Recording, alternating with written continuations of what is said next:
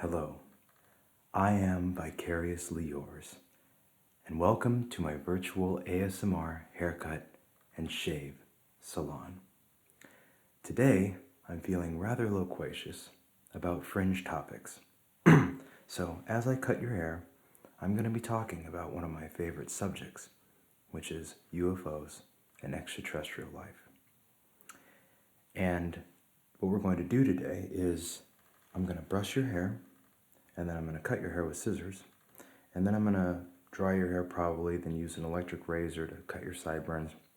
And I'm going to build up a lather for you and apply it to your face, and I'm going to shave your face, and probably apply some lotion, give you a little bit of cologne to make it smell nice, and then we're going to try, if we've got time, to relax with something kind of unique. So that will be a surprise. So let's get started.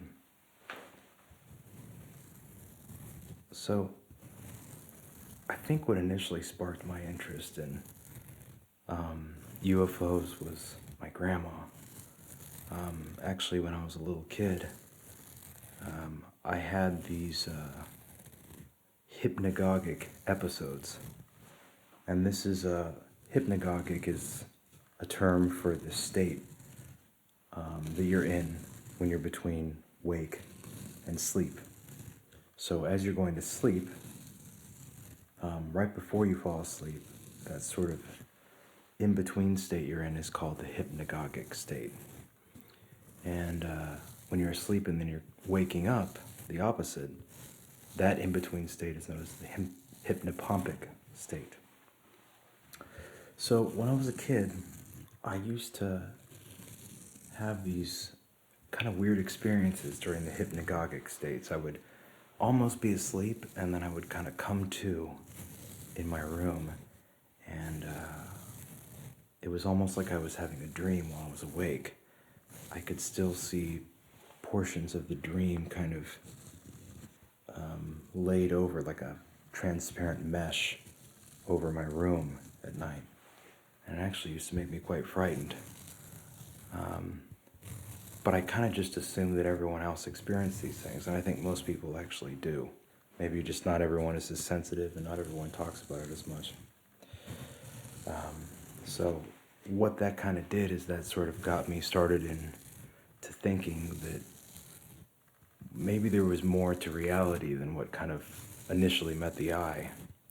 So luckily I had a grandma who was really, really into this kind of stuff. And she used to listen to a radio show called Coast to Coast AM. And at the time, a wonderful radio host by the name of Art Bell, who created the show, actually hosted it. And when I would go stay with her, she would play me these shows. So that kind of got me started into being interested in the paranormal. Now I'm going to start cutting your hair.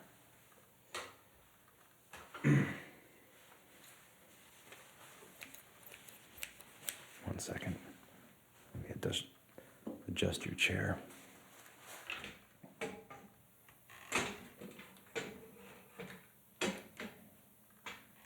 There we go. So, my grandma used to read me these stories about different UFO sightings and ghost stories, and I always found it really fascinating. I think my brother did too, but I just kind of became really, really fascinated with it. And it actually carried on into my adult life. I got extra fascinated in it, but at the same time, I was never really anyone who was into science fiction that much. So I always liked fiction. I never liked reading nonfiction. I always get fiction and nonfiction confused. I like to read nonfiction. I like to hear about weird stuff that actually happens. Because, let's face it, if you really look at the world around you, there's enough weird stuff going on that you really don't even need to read science fiction. Although now I've come to appreciate science fiction quite a bit, because in a lot of cases, things that are science fiction 20 years later become reality. So I started looking into the subject of UFOs. And of course, when someone starts doing that, you come across some of the big cases that everyone's heard about, like Roswell. Everyone has heard about Roswell. 1947, a craft allegedly went down in Roswell, New Mexico, and there were alien bodies recovered from it. And really, really interesting. Lots of witness testimonies, but there was a lot of official explanations. And at first it was a downed UFO, and then it became a weather balloon. And a lot of people just kind of accepted the weather balloon theory, but it got to a point where years later, ex-military officials that had vowed secrecy, silence, ended up coming forward and saying, well, I've been silent for a long time, but now I'm going to just probably, before I die, be honest about what happened. I saw this craft and there were alien bodies.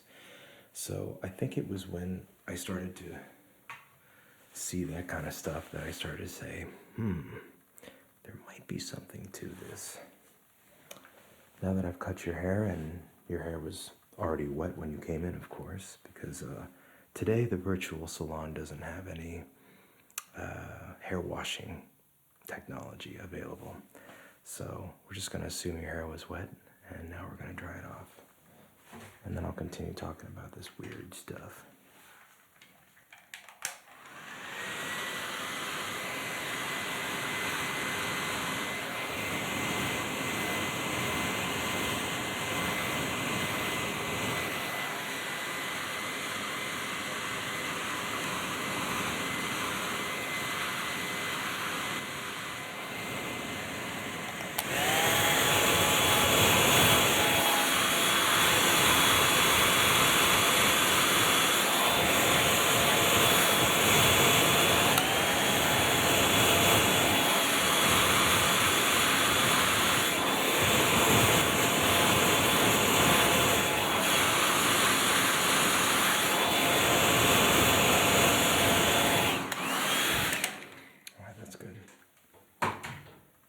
Now let me just trim your sideburns just a little bit.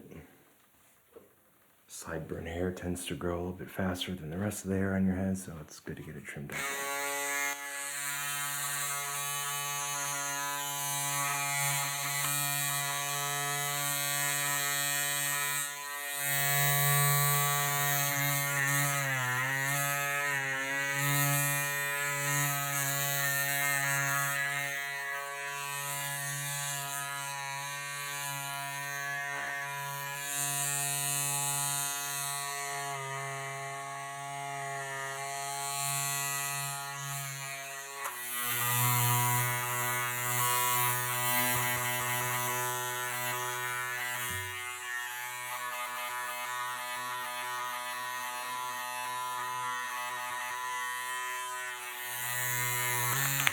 That's good. Okay, so now we're going to build your lather, and we're going to be using Straight Razor Designs, and I'm not endorsing them, I just happen to like their products. Frankincense, it's good stuff. We're going to be using a badger hair brush. I'm going to mix it up in a bowl. First thing you want to do, I know we're kind of getting off topic here, but you got to see this. First thing we're going to do is you just apply dry the soap in here, the shaving soap, to the badger hair brush. So you just want to stir it up for a little while. I'll let you get in on some of that right now.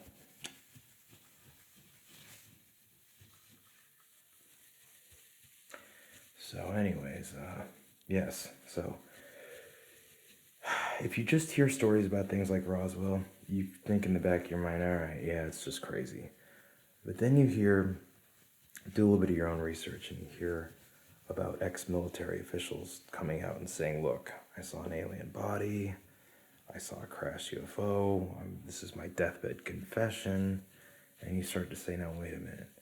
This guy doesn't seem like he's crazy. He may be dying. He may be old, but he does not seem crazy. And he's got his credentials. So why would he make it a big deal on his deathbed to confess about this stuff if he was just making it up? So if you get to that stage, which can be a dreadful stage because then you become kind of addicted to the subject, like myself, then you begin to start questioning and you start looking at other cases. And probably one of the most fascinating cases I can think of, there's two, are the RAF Bentwaters case in Rendlesham Forest, which is in England. And the other one is the Phoenix Lights event in 1997. We'll talk about that. I have to get some water and start building your lather.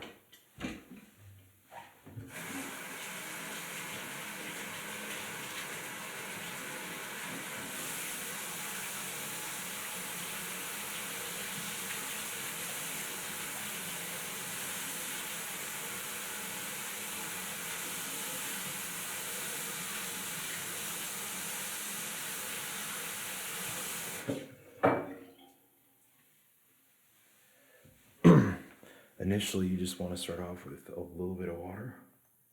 Don't want too much. And you just kind of build as you go. So I'm going to let you get in on some of that shave soap sound. So that is what we're here for, isn't it?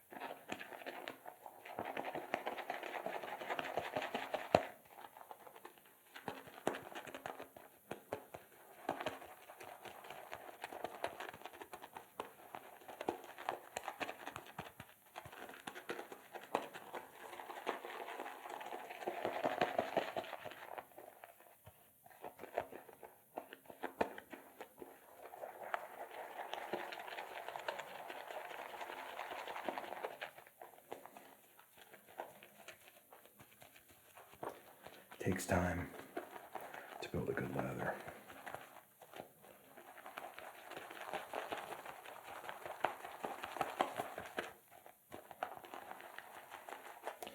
But you'll see as you're building it like this, you'll start to get some peaks. And that one is somewhat stiff, but not quite stiff enough. You want it to be nice and stiff, kind of have the consistency of almost like a meringue, but not quite that stiff.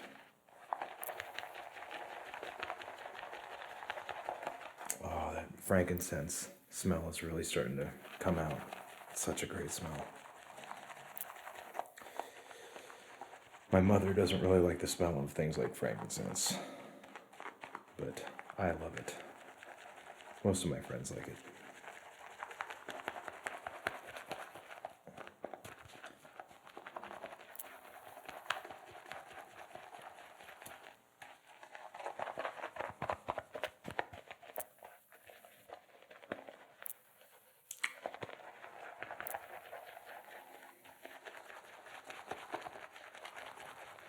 All right. There is a nice lather. Let me see if I can get it to focus on that. So anyways,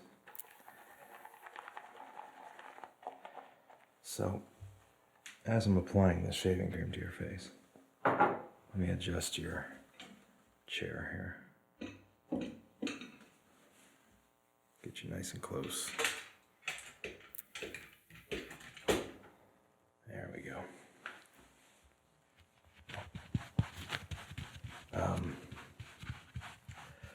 So in 1997, in Phoenix, Arizona, it was, could be wrong, but I believe it was March 15th. So down there in Phoenix, you know, the weather's nice, March. Everyone's just outside minding their business. doing their thing in the evening, when all of a sudden, people, the whole city of Phoenix, start seeing what they report as a mile-wide V-shaped craft in the sky, hovering silently, making absolutely no noise. Now let's just stop right there. That's a big thing with UFOs. Most people that see them say that they don't make any noise. Alright, that should be impossible. With the kind of technology that we should have by now, that doesn't make sense. Air gets displaced when a plane flies through the air. So if this large football field sized thing is flying through the air and it's not making any noise, then one would think, well, it's not displacing any air.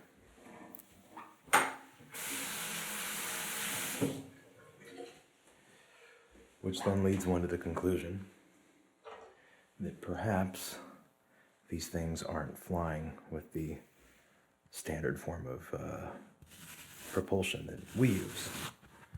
And since we don't officially, and I am shaving your face, by the way, with a nice straight razor. Straight razors, by the way, for you men, it's a learning curve. But once you learn how to use them, you don't ever want to go back. So they give you a nice, close shave. And they cost you less, because once you buy one, you don't need to buy another if you get a nice one. You don't have to keep replacing razors. And the honest to God truth is you're kind of a badass when you can shave with a straight razor. In my humble opinion. That's looking really nice. Boy, you really clean up nice, bud.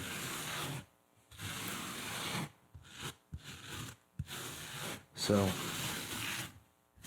these craft make absolutely no noise.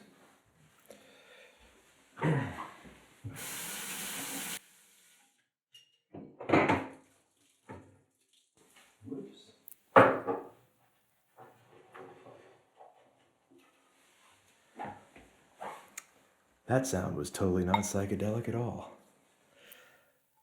Something just dropped and we're okay here in the virtual salon. Just a little bit of San Pellegrino falling off of the marble countertop in my bathroom. So here, let me apply some more of this lather to you. And I do apologize for the lack of professionalism on this video. It's one of my first videos. And I'm an ASMR-ist. ASMR artist in training, so forgive me for some of the bells and whistles going loose. So we're gonna do a second pass here. I'm just gonna lather you up one more time.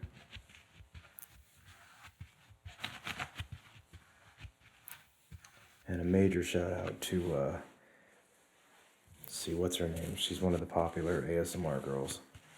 Vidi Volpes? I don't know if I'm saying that right. The red-haired girl. Because boy, man, her shave and haircut video saved my life. That is like such a relaxing thing to listen to.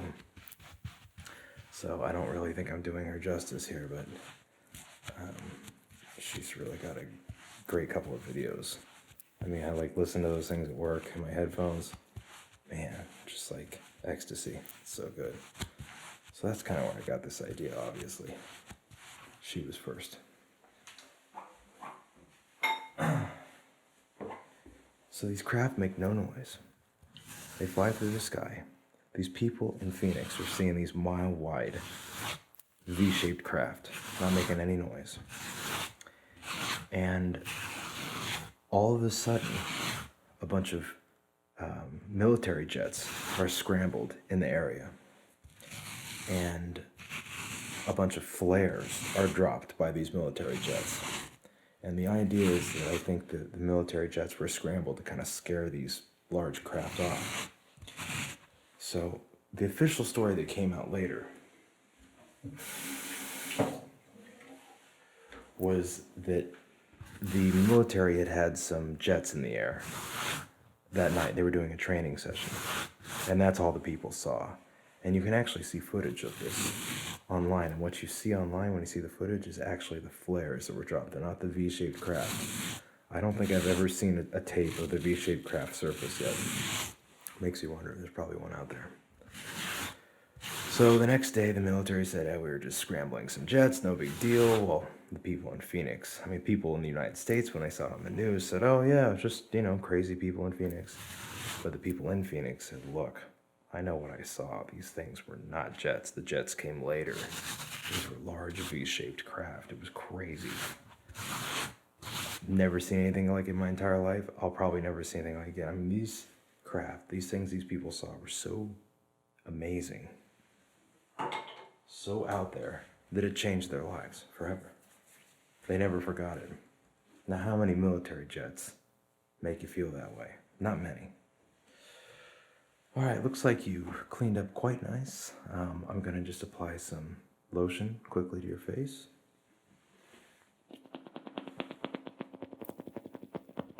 If you don't mind.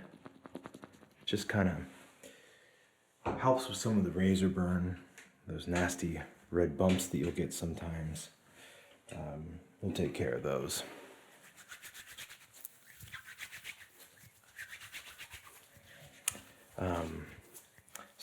So the governor at the time in Phoenix, his name was Fife Symington, and he made fun of the whole thing to kind of save face politically.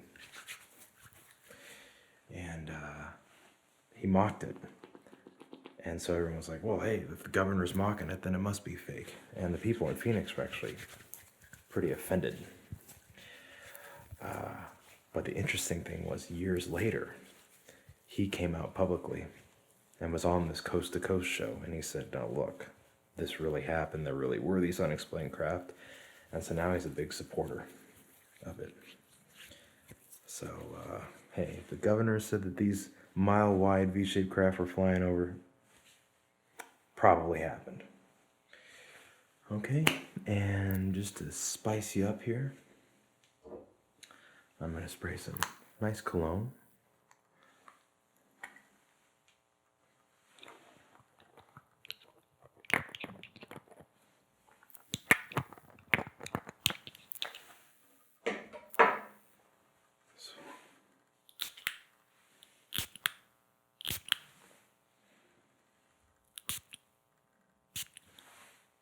It's a bit overkill. You're going to smell very strong, but hey, you got really relaxed in the process, right?